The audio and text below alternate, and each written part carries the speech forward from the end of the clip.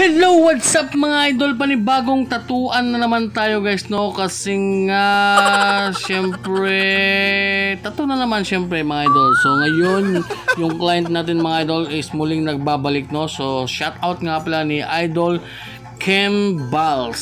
So shout out Kem Balls, no? So napaka-astig talaga ni Idol. Pumahan talaga. Oh, parang artista talaga.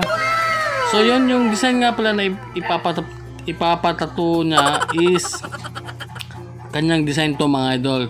So yun, kaya siyempre sinunod lang natin mga idol kasi nga yun yung gusto niya, no? So hindi ko nga alam kung anong tawag dito kung anong tawag dito, para siyang faux dog or basta parang ganun siya mga idol.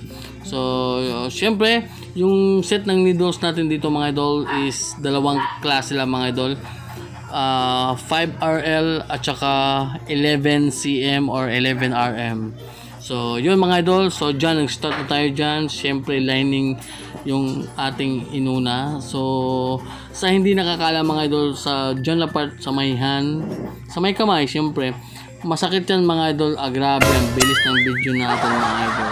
So yun, after 5 hours mga idol, no? So 5 oras yan mga idol. Oh, napaka-simple tingnan mga idol, pero yan yung realidad, no? Madaling tingnan pero napakatagal gawin. So yan yung natapos naming design.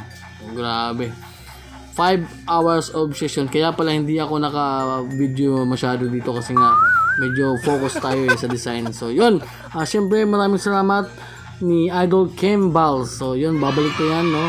So hihintayin ko yung aming session ulit. So yun, maraming salamat and God bless and see you on the next video.